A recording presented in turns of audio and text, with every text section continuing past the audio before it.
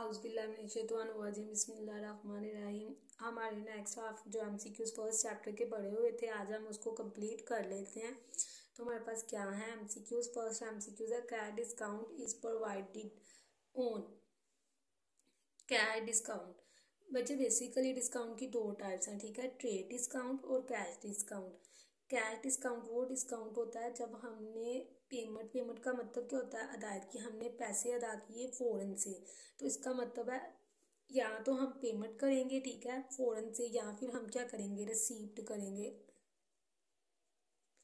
तो अगर हम फ़ौरन से मतलब उधार पे नहीं हो रहा, उसे क्या कहेंगे, cash discount. Discount receive is आप डिस्काउंट क्या कर रहे हैं, रिसीव कर रहे हैं, खुद को फ़ौरन इसकी जगह रख लेना। डिस्काउंट आपने रिसीव किया तो हासिल हुआ, इसका मतलब वो क्या होगी, रेवेन्यू यानी income. Discount allow on list price is.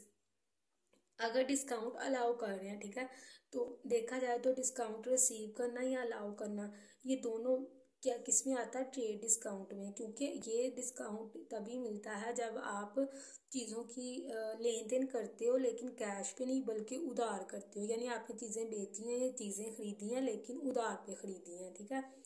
तो यहाँ आप क्या कर रहे हो, डिस्काउंट अलाउ कर रहे हो, जारी कर रहे हो, ठीक है। इसका मतलब आपने चीज़ें क्या की होंगी, सेल की होंगी, ठीक है। और यह है क्या है, trade discount. Trade discount is recorded in, कहीं भी रिकॉर्ड नहीं होता है ट्रेड डिस्काउंट का, ठीक है। ये हम माइनस करके ही लिखते हैं, इसलिए हम इसका कहीं भी रिकॉर्ड नहीं करते। Sales discount is a contra to, sales discount उलट है किसके, क्रेडिट सेल्स के। क्योंकि हम जब उधार पे चीज़ें बेचेंगे तो हम ट्रेड डिस्काउंट की बात करेंगे, और जब हम कैश पे चीज़ें बेचेंगे तो हम किस डिस्काउंट की बात करेंगे, कैश डिस्काउंट की ही बात करेंगे, ठीक है। नेक्स्ट हमारे पास क्या है, डेट्स और obligation of a business. Debts का मतलब होता है कर्जे, और पाबंद ओब्लिगेशंस पाबंदियाँ किसी भी कारोबार की क्या कहलाती हैं, लाइबिलिटी यानी जिम्मेदारी। यानी अगर मैंने किसी से भी कर्जा ले रखा है तो उसका मतलब वो मेरी लाइबिलिटी है, मैंने उसे वापस करना है। नेक्स्ट हमारे पास क्या चीज़ है, the excess of assets over liabilities. अच्छा, इसको समझने का आसान सा हम एक तरीका देख लेते हैं। सपोज हम यहाँ पर लिखते हैं, हमारे पास एक फार्मूला होता है, assets is equal to liability plus capital. अब अगर हमने कैपिटल को अलग करना है, लाइबिलिटीज के साथ क्या हो रही है, प्लस, उधर जाके क्या हो जाएगी, माइनस। कैपिटल वैसे का वैसे, एसेट्स माइनस लाइबिलिटी।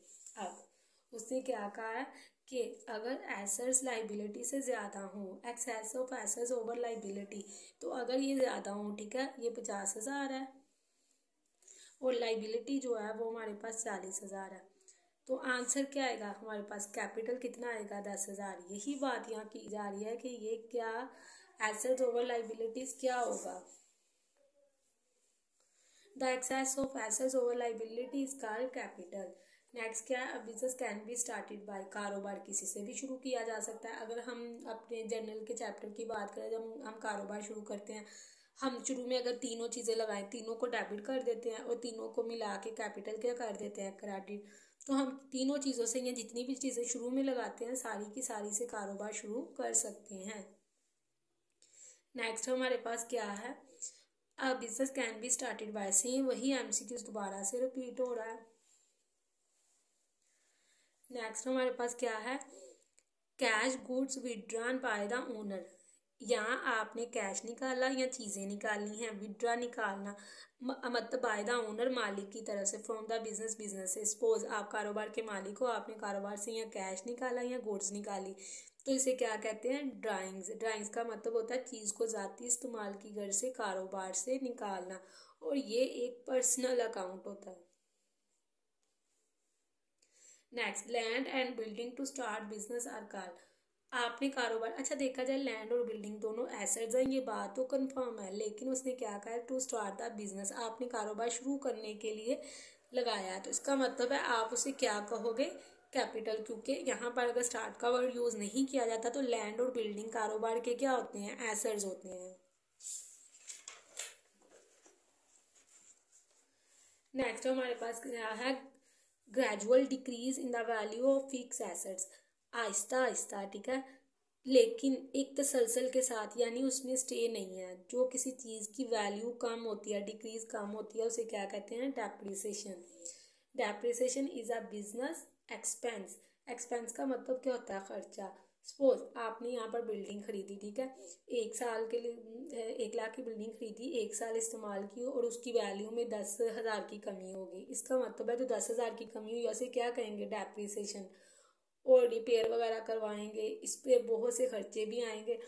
तो इसका मतलब है डेप्रिसिएशन का तोड़ फोड़, यानी किसी एसेट को इस्तेमाल करने की वजह से उसकी वैल्यू में जो कमी आती है। द पर्सन हु ओज, ओज का मतलब होता है मकरूज होना। ओज को बच्चे डेटर्स भी कहते हैं, ठीक है। वो शख्स जो कि मकरूज है पैसों का, तो उसे क्या कहेंगे, डेटर, यानी ओज को और क्या कहते हैं, debtor. Next, loss of value of asset due to use wear and tear. अच्छा, कारोबार के असासाजात को नुकसान हो रहा है वियर एंड टीयर की वजह। अच्छा, वियर एंड टीयर का मतलब होता है किसी भी एसेट को इस्तेमाल करने की वजह से उसकी जो वैल्यू में कमी आ जाती है। असल में ये हमारी एक एग्ज़ाम है। डेप्रिसिएशन की दो बेसिकली वजह होती है, इंटरनल डेप्रिसिएशन और एक्सटर्नल डेप्रिसिएशन। तो ये इंटरनल डेप्रिसिएशन की एक वजह है वियर एंड टीयर। इसका मतलब होता है किसी एसेट को इस्तेमाल करने की वजह से उसकी शेप चेंज हो जाना, ठीक है। जैसे हम फर्नीचर खरीद के लाया, वो वैसा थोड़ी रहेगा, साल गुजरने के बाद उसकी शेप चेंज हो जाएगी, उसकी कीमत में भी क्या आ जाएगी, कमी आ जाएगी। तो the change in the shape of an asset due to use in business is called wear and tear. तो इसका मतलब है नुकसान हो रहा है एसेट्स को वियर एंड टीयर की वजह से। तो ये क्या है, डेप्रिसिएशन कौन सी, इंटरनल डेप्रिसिएशन की कोजिज है, ठीक है। कोजिज का मतलब क्या होता है, वजूहात। Difference between assets and liabilities, तो हमने पहले भी बात की, हमारे पास अगर एसेट्स और लाइबिलिटी के दरमियान का फर्क, डिफरेंस किसको कहते हैं, माइनस करना। एसेट्स में से लाइबिलिटी निकालो तो क्या बच जाएगा, कैपिटल। नेक्स्ट हमारे पास क्या है, डिस्काउंट हैज काइंड्स। तो हमने पहले भी पढ़ा डिस्काउंट की सिर्फ दो ही टाइप्स होती हैं, कैश डिस्काउंट और trade discount. Cash discount prompt payment पे होता है, ठीक है, और ट्रेड डिस्काउंट क्रेडिट पे होता है। चाहे वो क्रेडिट पे आप चीज़ें खरीदो, मतलब क्रेडिट सेल हो या क्रेडिट परचेज हो, ठीक है। और देखा जाए तो ट्रेड डिस्काउंट में क्या आता है, डिस्काउंट रिसीव या डिस्काउंट अलाउ। अच्छा, जब आप सेल करोगे तो डिस्काउंट अलाउ करोगे, जब आप परचेज करोगे मतलब चीज़ें खरीदोगे तो डिस्काउंट रिसीव करोगे। Reward of bearing business risk is called. अगर आप बिजनेस की रिस्क को बर्दाश्त कर रहे हो और उसका आपको क्या मिला है, इनाम, रिवार्ड, उसे क्या कहते हैं, profit. A person from whom goods are purchase on credit, वो शख्स जिससे उधार पर आपने चीज़ें खरीदी हैं, आपने उधार पर चीज़ें खरीदी हैं उससे, फ्रॉम होम जिससे, तो आपने उसे क्या करने हैं, पैसे देने हैं, उसे क्या कहेंगे, क्रेडिटर। क्रेडिटर को क्या कहते हैं, कर्जख्वाह। और ये एक लाइबिलिटी होती है क्योंकि आपने आने वाले दिनों में उसको पैसे देने होते हैं। अच्छा, देखा जाए तो सेलर, सप्लायर, क्रेडिटर भी हो सकता है, ठीक है, लेकिन क्रेडिटर का मतलब यही है कि आपने उसको पैसे देने हैं। और यहाँ यही बात लिखी थी कि आपने उससे चीज़ें खरीदी हैं उधार पे, तो फिर हमारा सही आंसर क्या है, क्रेडिटर, ठीक है। क्योंकि सेलर हो सकता है ना, चीज़ें हमें जो बेच रहा है वो कैश पे बेचे, लेकिन हम किसकी बात कर रहे हैं, हमने किस पे खरीदी है, उधार, तो इसका मतलब है हमने क्रेडिटर को उसके पैसे देने हैं। Such fixed assets which do not have physical existence. Existence का मतलब होता है वजूद, मतलब देखा जाए तो एसेट्स दो तरह के हैं, करंट और फिक्स। अब फिक्स की भी दो एग्जाम है, कौन कौन सी, एक है टेंजिबल और एक क्या है, इनटेंजिबल। टेंजिबल जिसे हम छू सकते हैं, जो फिजिकल वजूद रखती हैं, ठीक है, और इनटेंजिबल जिसे हम छू नहीं सकते। अच्छा, दोनों फ़ायदा हमें लंबे अरसे के लिए ही देते हैं। जैसे मैं इंटेंजिबल में बात करूं गुडविल की, किसी कारोबार का अच्छा नेम है तो क्या फ़ौरन से बन जाएगा, हम कारोबार शुरू करेंगे, नहीं, बल्कि बहुत साल लगते हैं। तो यहाँ पर यही कह रहे हैं, डू नॉट हैव, उनका फिजिकली कोई वजूद नहीं है, वो इनटेंजिबल है, जैसे गुडविल। और टेंजिबल कौन से हो सकते हैं, जैसे मशीनरी है, बिल्डिंग है, ठीक है, फर्नीचर है। नेक्स्ट हमारे पास क्या है, claim of the outsiders against the assets of the business is called. अच्छा, हम पे दावा कर रहे हैं बाहर के लोग, आउटसाइडर, अगेंस्ट द एसेट्स, के एसेट्स में उनका भी हक है। देखा जाए तो हमने उनसे क्या ली होगी, लाइबिलिटी, जिम्मेदारी। क्यों? क्योंकि हमने उनसे लंबे अरसे का या फिर वैसे ही कारोबार से रिलेटेड क्या ले रखा है, कर्जा। तो अगर हम आउटसाइडर कोई भी दावा किया जा रहा है हमारे असासा जात पे, तो इसका मतलब है हमने लाइबिलिटी के तौर पे वो चीज़ नज़र आएगी। नेक्स्ट हमारे पास क्या है, एमसीक्यूज है। गुड्स रिटर्न बाय कस्टमर, आपको आपके ग्राहक की तरफ से चीज़ें वापस आ गई, तो आपने उसे क्या की होंगी, चीज़ें बेची होंगी। अब वापस आ गई तो कौन सी रिटर्न हो गई, सेल्स रिटर्न। सेल्स रिटर्न को रिटर्न इनवर्ड भी कहते हैं। मतलब पहले आपने बेची, इनका मतलब क्या होता है, अंदर आना, एंटर होना। इसका मतलब है अब आपको वापस आ गई। तो जब किसी की तरफ से आपको चीज़ें वापस आएंगी, इसका मतलब है वो कौन सी रिटर्न है, सेल्स रिटर्न। यहाँ क्या लिखा हुआ है, बाय कस्टमर, ग्राहक की तरफ से। ठीक है। नेक्स्ट हमारे पास क्या चीज़ है, creditor are also called creditor. Creditor को हमने और क्या नाम दिया था, कर्ज ख्वाह का। आपने उसको पैसे देने हैं, तो अगर हमने उसे पैसे देने हैं आने वाले दिनों में, इसका मतलब है अकाउंट पेएबल। पेएबल का मतलब होता है अदा करना है, यानी आने वाले दिनों में उसे पैसे देने हैं। The right and claim against assets are. अच्छा, यहाँ देखा जाए तो ये हमारे पास दावा कर रहे हैं एसेट्स पे, असासा जात पे। तो इसका मतलब है जो आप अपने कारोबार में खुद पैसे लगाओगे उसे क्या कहेंगे, इक्विटीज। लेकिन यहाँ पर क्या बात की जा रही थी, आउटसाइडर, बाहर के लोग दावा कर रहे थे, तो उसे क्या कहा गया था, लाइबिलिटी। क्योंकि किसी से जब आप कारोबार करोगे, यहाँ तो अपने पैसे लगाओगे, या फिर क्या करोगे, किसी से कर्ज वगैरह लोगे। ठीक है, आउटसाइड से कर्ज, और यहाँ ऐसा कुछ भी नहीं था। इसका मतलब है इक्विटीज, मलकियत। ठीक है, आप अपने पैसे खुद कारोबार में लगा रहे थे। The person who borrows money, वो बंदा जो उधार लेता है, इस काल उसे क्या कहते हैं, डेक्टर।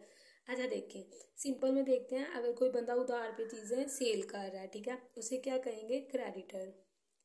और जो उधार पे खरीद रहा है उसे क्या कहेंगे, डेटर। और जो सेल कर रहा है उसे क्या कहेंगे, क्रेडिटर। ठीक है। अब हु बोरोज मनी, बोरोज का मतलब क्या होता है, उधार लिया है। अच्छा, पैसे सेल किए हैं, इस बंदे ने सेल किया, इसे क्या कहेंगे, क्रेडिटर। लेकिन जिसने उधार लिया है उसे क्या कहेंगे, डेटर। बात समझ आई। तो अगर उधार पे कोई बंदा चीज़ परचेज कर रहा है, वो क्या है, चाहे वो कैश ही परचेज करे। मतलब अगर आप उधार पे किसी से कैश खरीदो, ठीक है, मतलब कैश लो, तो इसका मतलब आप क्या कर रहे हो, परचेज कर रहे हो।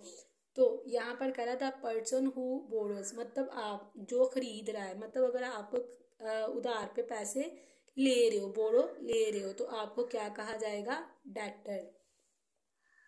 Resources by the business, resources मतलब बार बार इस्तेमाल किए जाते हैं, उसे क्या कहते हैं, एसेट्स। डिस्काउंट अलाउ, अलाउ का मतलब क्या होता है, जारी करना। और कब जारी किया जाता है, जब आप चीज़ें सेल करते हो, तो उसे क्या कहते हैं, एक्सपेंस।